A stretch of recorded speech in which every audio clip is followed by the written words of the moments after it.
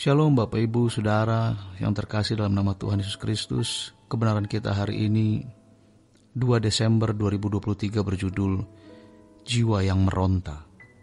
Sejatinya tambah hari kita bisa semakin menyadari betapa jauh standar kekristenan yang dikehendaki oleh Tuhan dari kehidupan orang-orang Kristen hari ini. Juga dari kehidupan kita pribadi.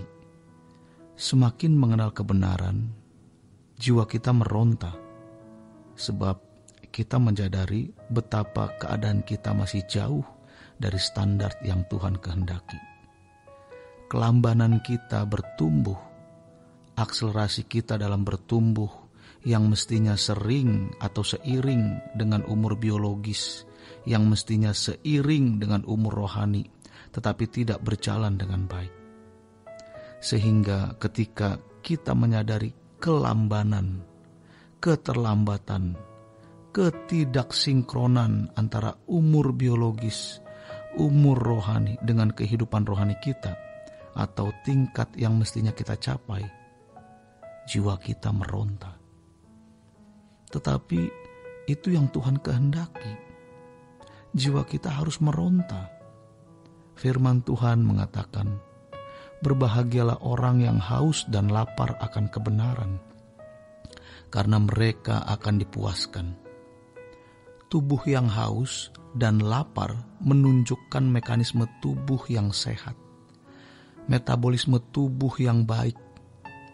Jadi ketika jiwa kita meronta, itu bertanda bahwa kita mesti mencapai apa yang seharusnya kita capai, tetapi belum tercapai.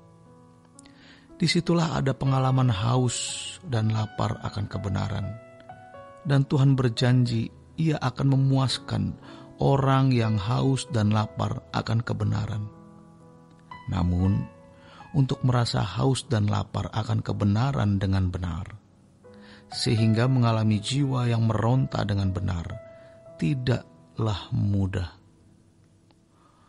Orang yang masih bergelut dengan kesenangan dunia, dengan keinginan dihormati untuk bisa meraih sebanyak-banyaknya apa yang dunia sediakan untuk dinikmati, maka dia tidak akan memiliki kehausan dalam jiwanya. Karena dia haus dengan perkara-perkara dunia, dan paling jahat, sangat jahat, kalau seorang hamba Tuhan menjadikan keberhasilan pelayanan dan kemegahan gereja menjadi kesukaan. Disitulah liciknya setan menipu para hamba Tuhan. Kebanggaan memiliki acara-acara yang megah, kebanggaan gereja memiliki gedung besar dengan jumlah jemaat yang banyak, dan berbagai fasilitas membuatnya meleset, sehingga semua perangkat gereja, benda maupun manusia, dipakai bukan untuk kesenangan Tuhan, tetapi bagi kesenangan dirinya sendiri. Semua hal yang dilakukan bertujuan untuk kemegahan manusia, dan itu yang kita pernah lakukan. Namun, tentu sekarang kita tidak boleh lagi melakukannya. Itu baru satu gejala dari kemerosotan kekristenan yang sedang melanda. Sebenarnya itu adalah kemerosotan standar kesucian, kemerosotan dari fokus hidup.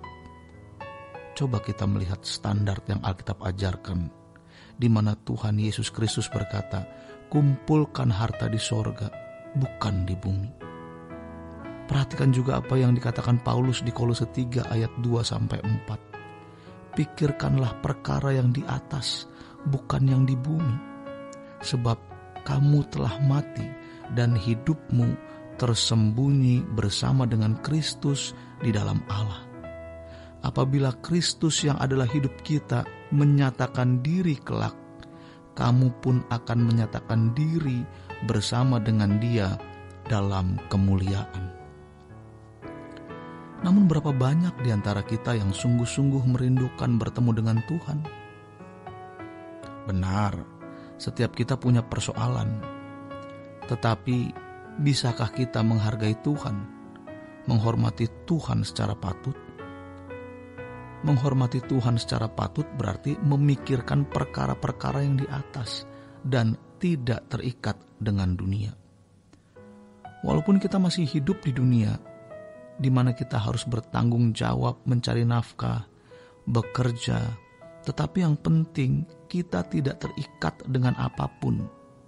Walaupun kita punya masalah, tetapi kita tidak mendewakan masalah itu, tidak menjadikan masalah itu berhala. Sebab standar kekristenan yang sejati adalah Tuhan kita Yesus Kristus. Tidak ada standar lain.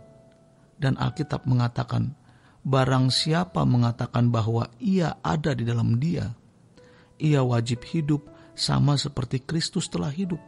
1 Yohanes 2 ayat 6. Sejujurnya, kalau kita melihat hidup kita, rasanya masih jauh dari standar itu. Padahal usia kita bisa saja sudah di atas 50 tahun, atau bahkan di atas 70 tahun. Apa kita bisa mengejar ketinggalan ini? Hal yang mengkhawatirkan yaitu tidak banyak orang yang diarahkan dengan serius sampai ke tingkat ini. Ada tahun-tahun yang terhilang di mana kita bercumbu dengan dunia, bercumbu dengan kenikmatan-kenikmatan hobi, bercumbu dengan kenikmatan-kenikmatan film. Maka kita harus bergaul dengan Tuhan setiap hari dan menghayati kekudusan Tuhan yang luar biasa. Ini bukan standar hal yang menyangkut pemahaman logika atau kognitif. Ini sudah di balik hal-hal yang dapat ditangkap dengan nalar. Allah itu luar biasa. Dimensinya itu transenden. Kalau kita tiap hari mencari Tuhan, duduk diam di kaki Tuhan, maka kita akan dapat mengerti kedahsyatan Allah. Kita akan memahami apa artinya gemetar di hadapan Tuhan dan memahami betapa Allah itu sungguh mulia dan dahsyat. Demikian kebenaran kita hari ini. Selamat berjuang mencapai standar kekristenan yang sejati. Tuhan Yesus memberkati. Sola Gracia.